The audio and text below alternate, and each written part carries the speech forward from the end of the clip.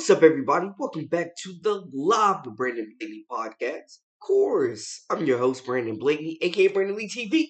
Back at it again with another banger from my people. Y'all know the vibes by now. Kick back, relax, and ride with me. You are now locked into the Live with Brandon Blakeney podcast. Here is your host, Brandon Blakeney. We saw some ups, we saw some downs, we saw some struggles guarding the 3 point line for a period of time. We saw the offense stagnant at a period of time. But overall, we got to salute the South Carolina Gamecocks in a blowout win over Clemson. It would have been a lot more criticism, I think, if their fourth quarter defense wouldn't have completely been historic and held Clemson to 2 points.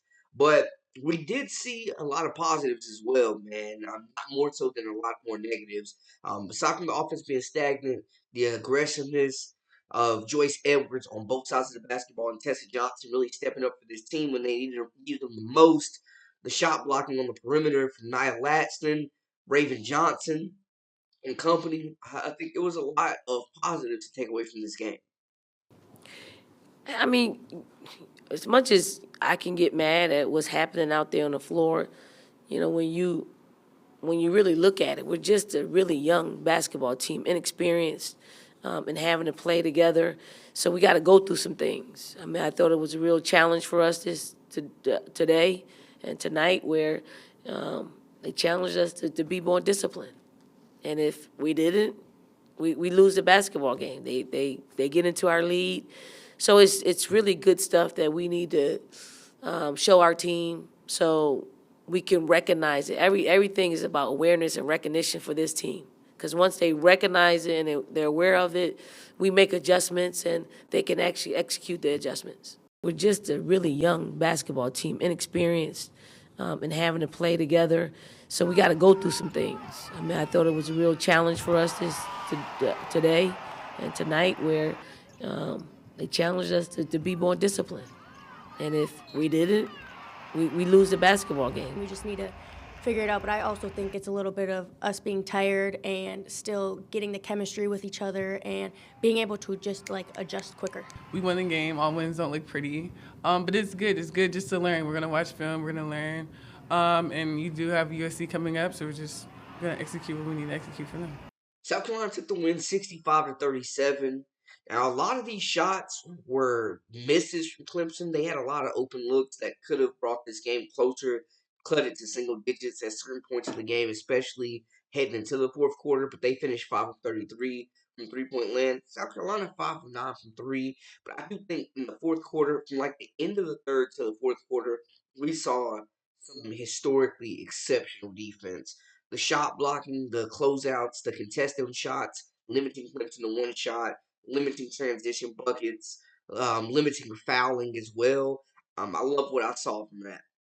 The team defense, the communication, the intensity, and just the chemistry was on full display. 46 rebounds, killed them on the glass, 11 assists, 10 blocks compared to one.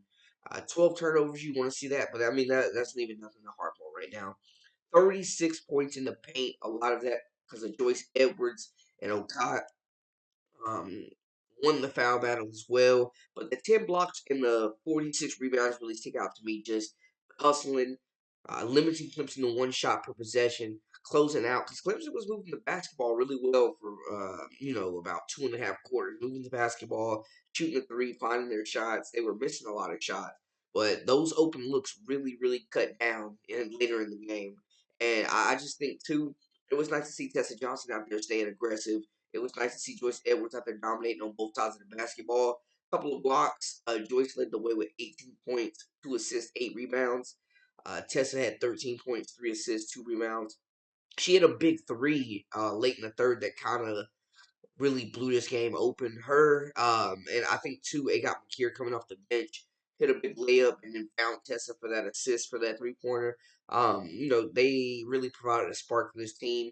Okot, 12 points, one assist, 12 big rebounds, got the double double. Physical presence. She was out there just rim protecting, running the floor well, just a force in the paint, getting it down low. Now there was like a stretch where they went like 6 minutes without scoring. Nia Laston wasn't on the court, and it kind of put a question in, who's the offense going to come from if Joyce Edwards is kind of being stood up. She got caught playing bully ball a few times where she tried to run through the defender. We see Angel Reese do that sometimes in the WNBA, where she gets squared up and just tries to run through them instead of making a move and getting stuck or just kicking the basketball back out. But as the offense went stagnant, the defense absolutely stepped up and held its own too, and kept Clemson at bay. But we did see certain moments where this offense did go stagnant, and it was kind of like, where is the offense going to come from? Raven Johnson, 2 points, 2 assists, 1 rebound. She's out there blocking shots. She's out there being a leader, communicating, slowing the pace down, controlling the pace, but not much offense coming that way. Laston had a big first half, like 9 of her points came in the first half. A quiet second half for her, but she finished with 12 points, 3 assists, 8 rebounds, couple of blocks as well. Just an all around game from her as well. But I want to see her continue to be aggressive and hunt her shot. Tessa Johnson's shot wasn't falling a whole lot in the first half, but I love that she stayed aggressive and kept shooting the basketball. And eventually, in 35 minutes of play, 13 points, 3 assists, 2 rebounds, the shot started falling. She stayed aggressive, kept like just hunting for her offense, and I just love the way that honestly she just really made her mark on this game. Continued to hunt for her shot, wasn't scared to attack the cup or shoot the 3 point shot. And even when the shot wasn't falling, she kept shooting. Quiet night for Dowda. Love the 7 rebounds though. It was a team effort with the rebounds. It really was. You had multiple players with over 5 rebounds. Tat got in there, 3 rebounds. We got to see some action from Isla McDowell. Finally get to see her play a little bit. Only 4 minutes, but hey, she even grabbed a rebound. McKeer, 6 points, 4 rebounds as well. She made an immediate spark when she came in. Only 9 players are active for this contest, man, with Maddie McDaniel out. We'll get to that as well. But yeah, it was a sloppy game of sorts. But I think in the end, one, they got the dub. Two, we're less than 5 games into the season, so we're not gonna go too crazy on anything in particular. But I do think that we saw, some stagnant with the offense where some questions have to be answered on who's going to be getting buckets for this team when that does happen. And tonight, Tessa Johnson showed that she is not afraid to get after it and get to the cup when needs to be. Yes, and like I said, her and Joyce Edwards had a big first half to kick things off for the Gamecocks. Okot continues to be big, physical, run the floor well. And, you just want to continue to see balanced offense. You want to continue to see this team grow, build confidence, build chemistry, limit turnovers, shoot the 3 ball, get more shots up. And I gotta commend though. Comment on Joyce Edwards a little bit earlier. She did get caught stagnant a little bit. Kind of forced the issue, but at the same time, she is a cheat code on both ends. It looks like she is really taking that next step. For her sophomore year, where she looks like one of the best players in the country, running the floor. Mid-range game is on display. She's taking it off the dribble. She's getting to the cup. She's putting her back to the basket. They're throwing it down low. One move, and she's ready to finish. Love just her skill set, her patience, the poise. She's shooting at a higher percentage. The game has slowed down for her. She's also stayed aggressive on the glass. She's blocking shots. She's unfair on the pick and roll switches. She can guard 5 positions when they're switching on the pick and roll. It's absolutely not fair when she's out there being able to do the closeout on shooters, to match up on guards, and to cause havoc. So I'm just going to continue to see her development. She's one of the best, most versatile players in the country, and her ability to just be able to guard 5 positions, to run the floor, to beat other bigs down the floor. She's finding her confidence behind three. She's staying aggressive on the boards. She's running the floor, beating her opponent down the court almost routinely. Between her, Tessa Johnson, Laston, I want to see McDowell where she continues to develop and what her just overall position will be in this contest, or in the on this roster, I should say.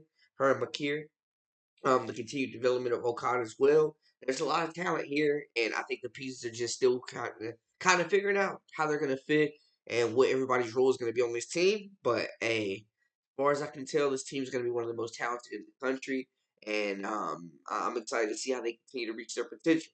That is wrap for us. Y'all let me know how y'all feel about the latest and the greatest. I am Brandon Blakeney, aka Brandon Lee TV. This is the Live for Brandon Blakeney podcast. Until next time, my people. Yeah.